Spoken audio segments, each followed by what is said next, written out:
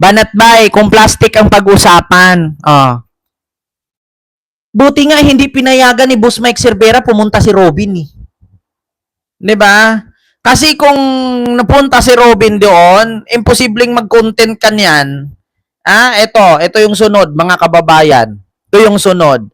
Alam mo ba, Banat Bay, yung sinabi mo si Tulpo, si Abalos, si Claire, si Trillanes at Risa Hontiveros na bumisita sa burol ni Mima, mga plastic at mga putang ina nila.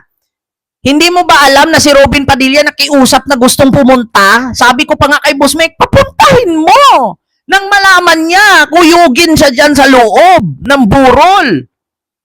Pasalamat kay tinanggihan ni Boss Mike eh.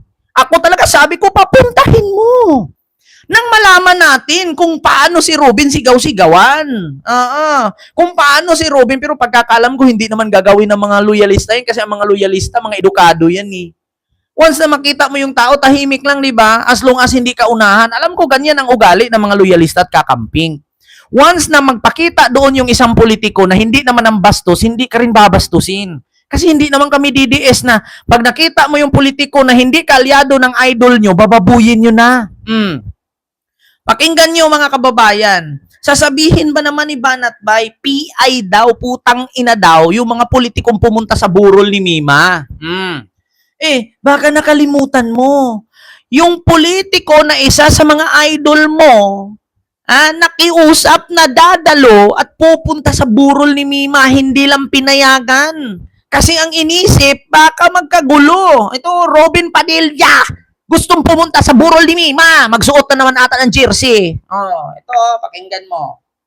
Nang marinig mo, Banat Bay, pakinggan mo yan, ito, Gora. Boss Mike, sige na. Tagal. Mabuhay! Mabuhay si Mima. Gawin at hindi ko na magandaan na magsulat ulit ng aming sasabihin. Pero sabi nga ng ating mga kasama, bilang patay-katayan, naging tatay ng ilang taon, ilang something na nakikipaglaban para sa alam nating katotohanan. At para sa inang bayan na rin, at para sa gobyerno matapat ni Pangulong Bongbong.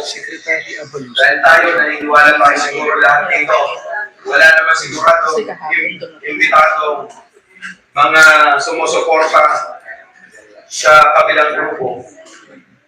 Dahil nung isang araw, may tumawag yung sa akin. Ayan, Banat Bay. Ngayon mo pagmumurahin si Robin. Ngayon mo sabihin, Banat Bay, na putang ina mo, Robin. Yung tao na bastos na vlogger na namatay na nagbanta kay Sara at kay Digong, pupuntahan mo.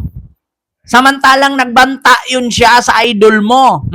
Pakinggan nyo kung paano nakiusap ang staff ni Robin na gustong dumalo sa burol ni Mima. Pero sa totoo lang kung ako lang yon, payagan ko si Robin. Bakit? Kasi yan ay isa sa mga papel ni Robin sa Senado kasi siya ang may hawak ng information. Siya ang may hawak sa mga fake news at siya ang may hawak sa mga freedom of speech. Nasa kanyang committee yan para makita ni Robin kung ligtas pa ba na magsalita ang mga vlogger sa mga saloobin at opinyon. Kasi kung mismong vlogger nga pinapatay, ano pa yung ordinaryong tao na magsalita? Alam mo, sa totoo lang, nasa committee po ni Robin. Si Robin po ang chairperson about sa information, about sa fake news, about sa freedom of expression. Si Robin po ang chairman niyan sa Senate. Kung ako noon, papuntahin ko siya at ipamukha ko sa kanya na, kita mo na? Yan, nakita mo. Kung meron pa bang kalayaan ang mga vloggers na magsalita sa kanilang kanya-kanya at sari-sariling opinion. Di ba ikaw ang chairperson yan? Nang makita ni Robin, saan na ang pagiging chairperson niya about sa information? Kung mismo yung vlogger, pinatumba. Pakinggan nyo nakiusap kay Boss Mike ang staff ni Robin na gustong pumunta. Pero ang sabi ni Banatbay, putang ina daw nila. Mga plastic daw. Kaya mo ng isang senador na kung tawagin nyo ay senador. At meron pong senador na solid na kahit sunugin siya, ang aamoy ay Duterte. So, sabi ko nga, hindi naman natin pinastos dahil maganda naman yung pagkakasabi na kung pwedeng pumunta at magbigay ng huling mensahe para kay Nima, sabi ko. Baka pwede mas makakabuti kung wag na. At sabi naman ni Ma'am Arvin, wag na. Mas makakabuti siguro yun kasi alam naman natin na pag naiba pa, una, baka maging issue sa kanya. Ikalawa, baka magamit pa tayo dahil manggagamit nga, di ba? Ikatlo, para siguro mas okay ipagdasal na lang. Kung yun naman, yun ang gusto talaga. Pagdasal na lang ninyo. Dahil wala naman kami sasabihin, hindi maganda. Katulad nyo. Dahil nakita naman natin, tulad sabi ng mga kapatid natin dito kanina, lalo-lalo na yung naging isang linggo pag-ibig nga. Di ba? Alam nyo, ang dami namin kwento na gustong ibahagi sa inyo. Siguro yung iba maikli lang. Katulad mo ni Nico David na minsan tingnan nasa. Yun. So narinig nyo na. Ngayon, Banatbay, bago ka magsasabi dyan ng mga plastic at mga PI, yung mga politikong bumisita kay Mima, dapat inisip mo, si Senator Robin Padilla gustong pumunta. Kasi bakit? Kumpara sa akin kumpara sa akin, sa totoo lang, okay din naman ang sinabi ni Sir Mike, ni Boss Mike na hindi niya pinapapunta kasi magkakagulo nga. Una, si Robin, alam naman natin na kilalang kaalyado ng kabila yan. Ngayon, baka ano naman ang sabihin ng taga-kabila, baka sabihin bumalingbing si Robin. Tapos, syempre, alam natin kung ano ang reaksyon ng loyalista at kakamping niyan pag nandun si Robin. So, mahirap na, magkakagulungan naman. Pero, kung tutuusin si Robin kasi ang chairperson sa committee ng about sa fake news, about sa mga information, disinformation, si Robin po kasi ang chairman dyan.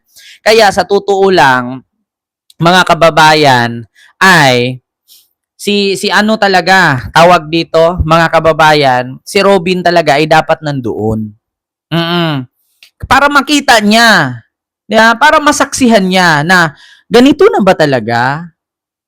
Yung vlogger kapag naglabas ng saloobin, kapag naglabas ng kanyang sariling opinion, ay ipapatumba. Di ba nasa sa information at anti-fake news chairperson si Robin? Nang malaman niya na, so wala na palang kalayaan ang Pilipino. Wala na palang kalayaan ang bawat isa sa atin na maglahad ng saloobin. Di ba? Kasi sa totoo lang mga kababayan, si Robin ay chairperson dyan, pero hindi ko nakitang ginampanan niya yan. Bakit? Ni minsan ba nagpatawag ba siya ng mga fake news? Asan yung kadalasan sa mga fake news? Di ba puro-puro DDS vlogger na pinupuri niya at minsan nakakasama pa nga niya? Di ba nakakahiya yung tawagin ka na ikaw yung chairperson committee about anti-fake news, pero yung mga vlogger na kasama mo ay mga fake news? Di ba?